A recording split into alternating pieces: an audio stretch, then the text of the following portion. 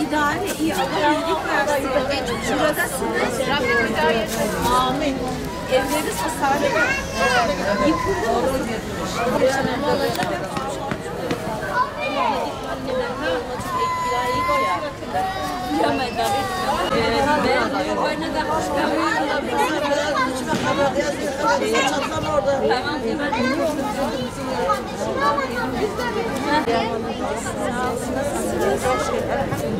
Bize kalıyorsunuz değil mi? Sizler yardımcınız olsun. Bir daha yaşatmasın. Afetleri, Mehmet Muhammed'i zor bir süreçten geçiyoruz. Hepimiz yaşadık. Birbirimize yardımcı olacağız. İnşallah birlikte atlatacağız. Çünkü gerçekten çok sıkıntılı bir durum. Bir il değil, 2 il değil, 10 il, 11 il etkilendi.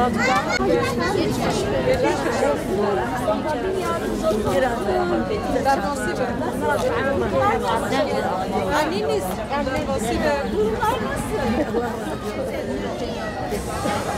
Hepimize inşallah. Size geçmiş olsun.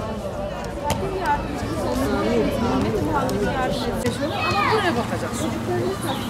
İyi, çok şükür. Çocuk olarak. Yani olabildiği kadar motive ediyoruz ama ne kadar olur. Yani hamdolsun. İyiyiz. Şimdi kızım okula gideceğim. Diyor anne ben asla Diyarbakır'a gelmem. Diyarbakır sallanıyor. Arkadaş yanımdaydı. Güzel gördü zaten. Çocukların desteği ihtiyacı var. Psikolojik destek.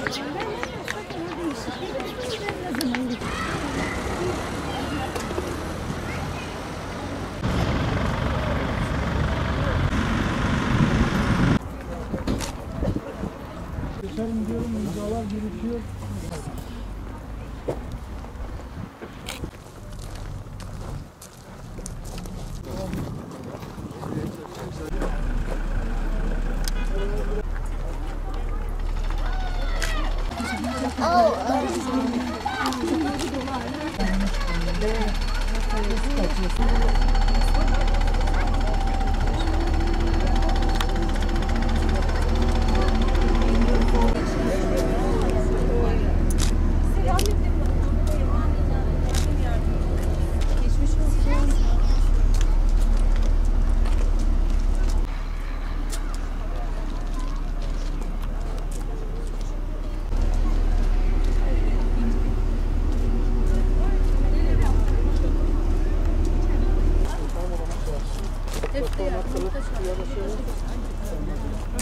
Talep yani okula gidenler var, servise gidenler var, ayakkabı işlerimiz hepsini getirdiler. Ama bir böyle bir daha bir böyle düşündü. Hocam ben geçimleri tamamlayacağım. Rabbim beterinden korusun inşallah.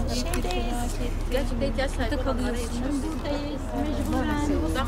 İnşallah size tek tek yürütüyoruz. Ben ayaklarım Yani elhamdülillah çok şükür Rabbime en azından hani Rabbim selamete çıkarsın. Amin inşallah. Bu musibeti üzerimizden atmamız için inşallah birlik beraberlik içerisinde böyle bir birbirimize destek olarak birbirimizin yarasını sararak birbirimize tutunarak iyileşeceğiz. Bunları atlatacağız. Zor günler bunlar. Şimdi mecburen şimdi hayata alışmak zorundalar. Şimdi bazı